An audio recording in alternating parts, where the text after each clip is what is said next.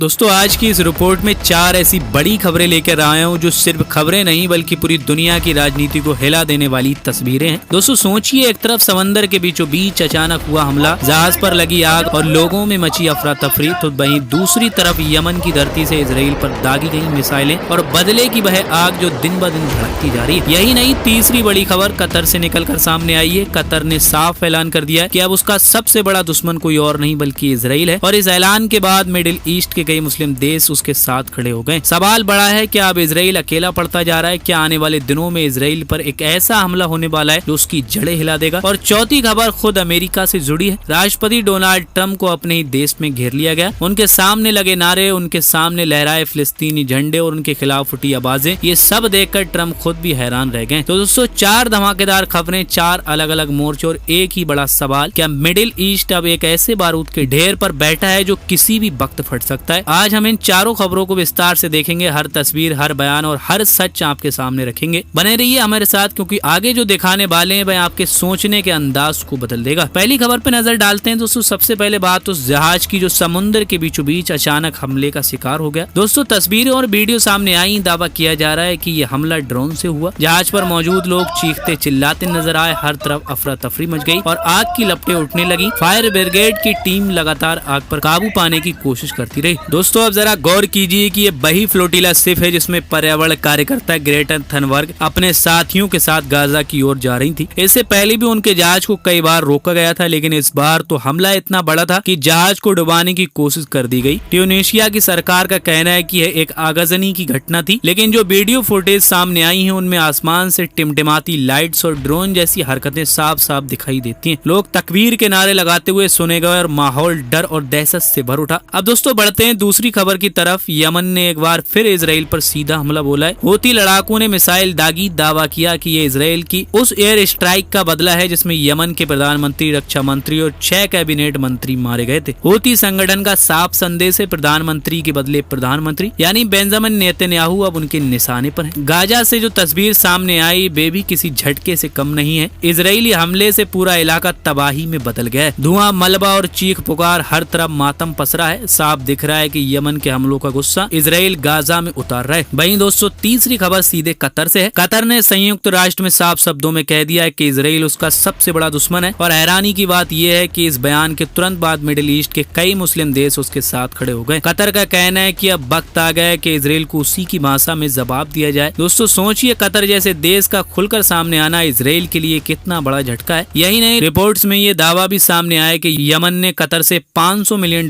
की मदद मांगी है और कहा है कि अगर ये मदद मिली तो इजराइल को नक्शे से मिटा दिया जाएगा। दूसरी ओर नेतन्याहू ने पलटवार करते हुए धमकी दी है कि कतर हो या कोई और देश, अगर वह हमास का समर्थन करेगा तो उसे भी निशाना बनाया जाएगा। लेकिन बड़ा सवाल यही है, क्या अमेरिका अब हर बार की तरह इजराइल का खुलकर बचाव करेगा? क्योंकि मिडिल ईस्ट में अमेरिका के मिलिट्री बेस लगातार खतरे में पड़ रहे हैं। अब दोस्तों चौथी और आखिरी खबर पर आते हैं जो अमेरिका के भीतर से आई है। राष्ट्रपति डोनाल्ड ट्रंप को उनके अपने ही देश में घेर लिया गया। भारी भीड़ ने उनके सामने ही नारे लगाए, उन्हें हिटलर तक कह डाला और फिलिस्तीनी झंडे उनके सामने लहराए गए। ये सब तब हुआ जब ट्रंप खुद मौजूद थे। यही नहीं, नीदरलैंड और स्पेन समेत कुल 29 देशों ने इजराइल के 2 मंत्रियों स्मोट्रिच और बैनवीर पर बैन लगा दिया। दोनों मंत्री अपने कट्टर और नफरती बयानों के लिए कुख्यात रहे। इन पर यह पाबंदी इस बात का संकेत है कि इजराइल के नेताओं के लिए अंतर्राष्ट्रीय समर्थन भी टूट रहा है। दोस्तों ये चारों खबरें मिलाकर एक बड़ा इशारा कर रही है, मिडिल ईस्ट अब बारूद के ढेर पर बैठा है। समंदर से उठी आग, यमन का प्रहार, कतर का ऐलान, अमेरिका के भीतर बढ़ता विरोध, ये सब आने वाले समय की तस्वीर बदल सकते हैं। अब सवाल आपके लिए है, क्या कतर यमन की है आक्रामकता इजराइल के लिए सबसे बड़ा खतरा साबित होगी? नंबर 2, और क्या अमेरिका इस बार भी इजराइल का उतना ही मजबूती से साथ देगा जितना पहले देता है? अपनी राय कमेंट में जरूर दीजिएगा और ऐसी इन्फॉर्मेटिव वीडियोस के लिए हमारे चैनल को सब्सक्राइब जरूर कीजिएगा।